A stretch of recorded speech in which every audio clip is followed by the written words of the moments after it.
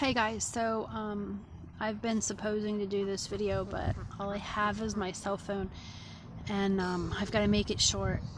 I'm supposed to do this video about a lot of people that think they belong to the Lord and that they're going to be raptured, or they're going to be making it into the kingdom, but they're not, because they're not a part of the kingdom right now, but they think they are. And this really isn't to the elect, because the elect are going to know this, but maybe there are some deceived that are going to be elect still. So God has given us a lot of warnings through His Word, and a lot of times we like to not heed them or listen to people that have, heaped up preachers and teachers in these days that tell us what our itching ears want to hear. Anyway, I'm in Matthew 22, and I'm going to start at 1, hopefully quickly. The kingdom of heaven is like unto a certain king, which made a marriage for his son, and he sent forth his servants to call them that were bidden to the wedding, and they would not come.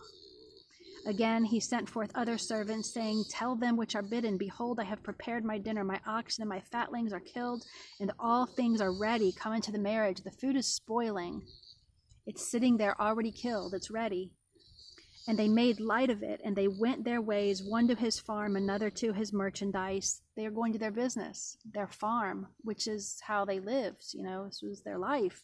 They're not making excuses to go, oh, I've got this party, or I've got that party, or no, they're going to a farm and a business. And the remnant, I gotta put these on.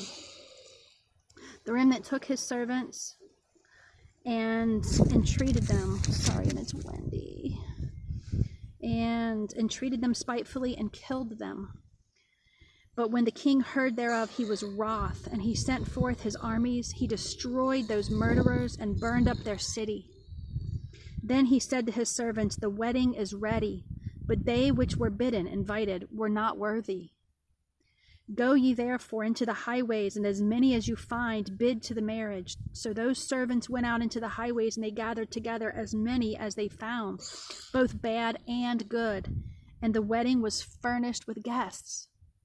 And when the king came to see those guests, he saw there a man which did not have on a wedding garment. And he said to him, Friend, how did you come in here, not having on a wedding garment? And the man was speechless. But this is the terrifying thing. Look what the king does. And the king said to the servants, Bind him hand and foot, take him away, and cast him into outer darkness. There will be weeping and gnashing of teeth. For many are called, but few are chosen. Okay, so he didn't have on a wedding garment, and that got him kicked out, tied up, kicked out, and killed. Now we're going to go to Revelation 3. And he's talking to the church of Sardis in this one, so we're going to skip down to verse 4. But you have a few names, even in Sardis, which have not defiled their garments, and they shall walk with me in white, for they are worthy. He that overcomes, the same shall be clothed in white clothing, white raiment, and I will not blot out his name before my Father and before his angels. He that has an ear, let him hear what the Spirit says to the churches. So you see this white clothing. What do you think that is? That's purity. That's purity of God, purity of walking with God.